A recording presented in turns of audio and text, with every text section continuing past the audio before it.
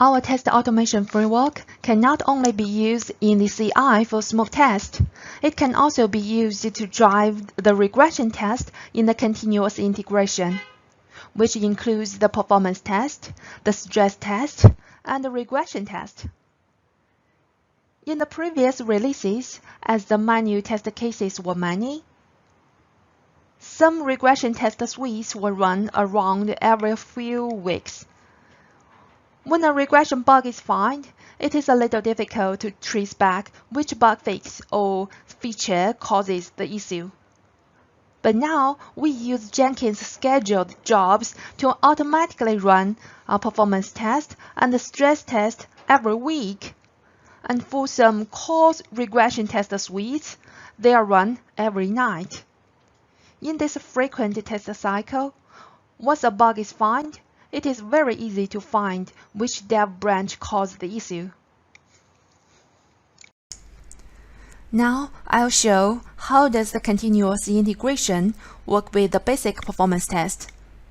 This is our Jenkins server. I'll go inside the performance directory. These auto jobs are scheduled by a timer to run every weekend, and the supervisor will get an email about the test results. But today, for the demonstration, I'll run it manually.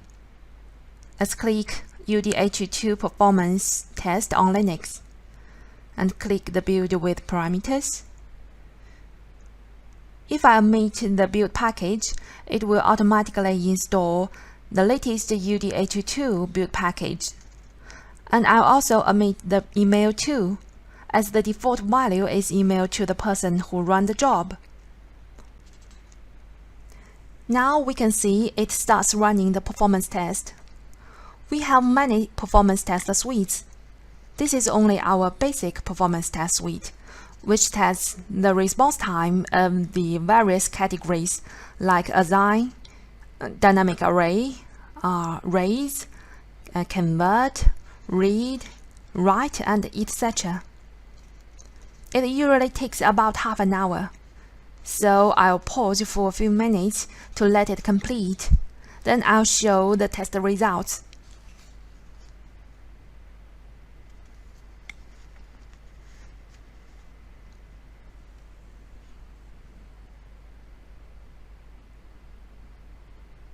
Now we can see the job is completed.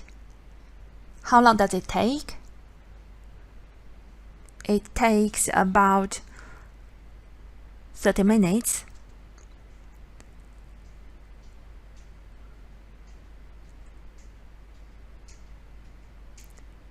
Yeah, 34 minutes.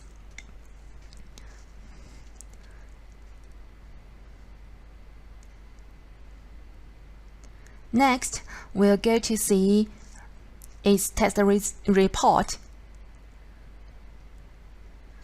This basic performance test is automatically comparing the test result of the latest UD822 build package with the results of the UD821 GA version, and take the UD821 GA version results as the baseline. The horizontal axis shows the test case categories. Here I can show you performance test case list. The column C is the test case name. Let's drag to the bottom. The basic performance test suite contains 457 test cases for one platform.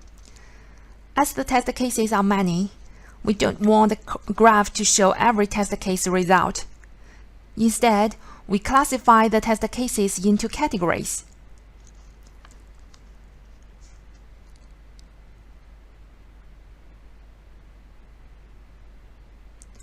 The vertical axis shows the difference ratio between the latest UD822 and the released UD821 GA version. It is calculated by this formula. Response time of latest UD822 minus UD821 and divided by UD821.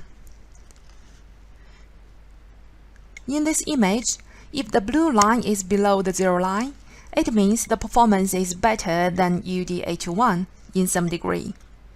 On the contrary, If it is above the zero line, it means the performance is worse than the UD81 in some degree.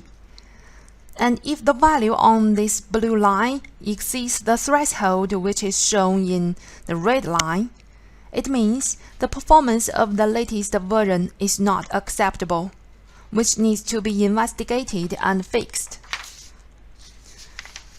From the current image, as the blue line closest to the zero line, it means the performance of the latest UD82 version is almost as same as performance of UD81, so its performance is acceptable.